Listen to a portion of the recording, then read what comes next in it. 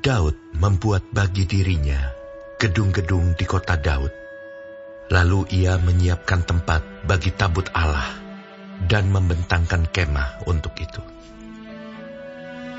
Ketika itu berkatalah Daud, "Janganlah ada yang mengangkat tabut Allah selain dari orang Lewi.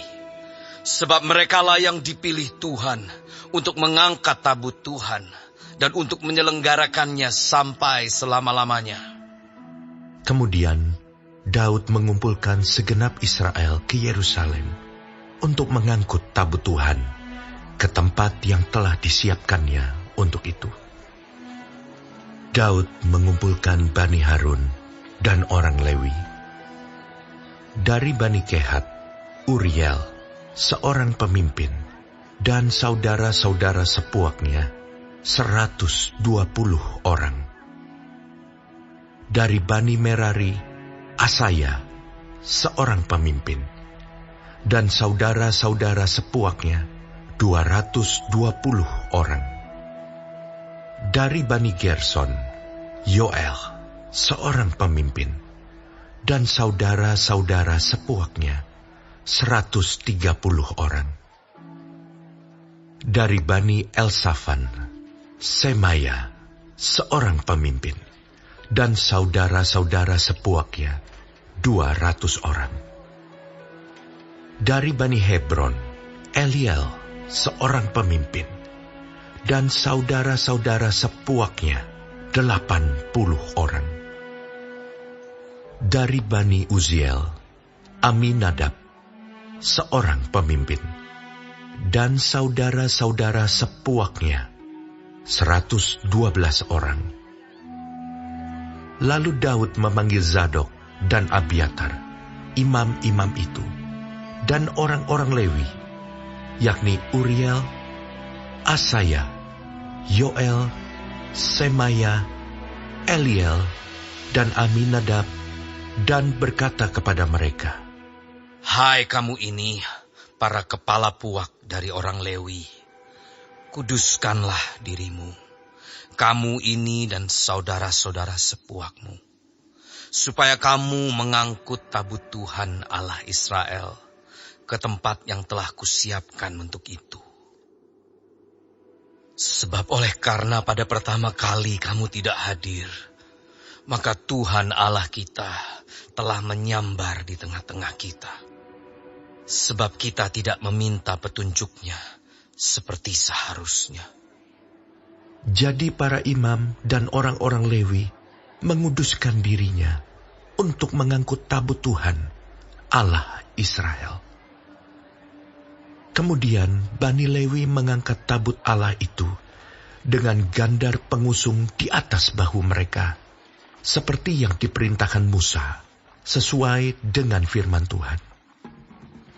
Daud memerintahkan para kepala orang Lewi itu supaya mereka menyuruh berdiri saudara-saudara sepuak mereka, yakni para penyanyi, dengan membawa alat-alat musik seperti gambus, kecapi, dan ceracap, untuk memperdengarkan dengan nyaring lagu-lagu gembira.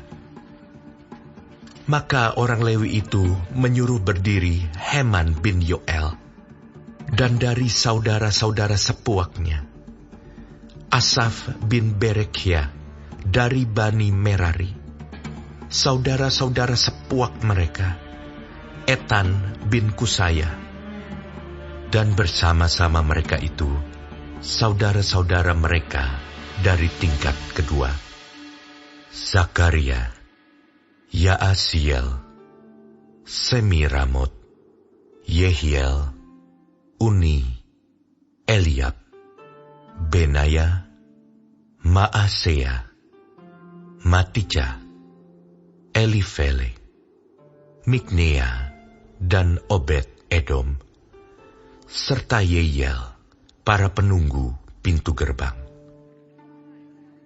Para penyanyi, yakni Heman, Asaf, dan Etan, harus memperdengarkan lagu dengan ceracap tembaga. Zakaria, Aziel, Semiramot, Yehiel, Uni, Eliab, Maasea, Benaya harus memainkan gambus yang tinggi nadanya.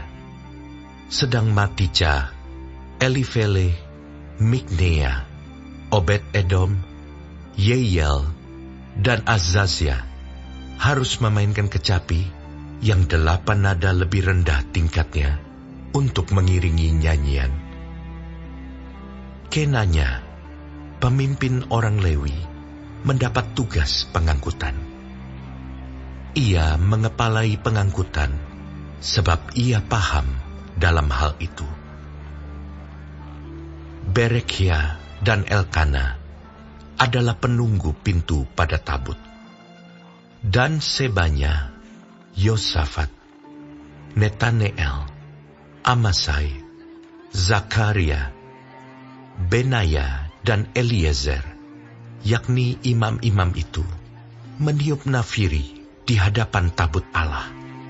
Sedang Obed-Edom dan Yehia adalah penunggu pintu pada tabut itu.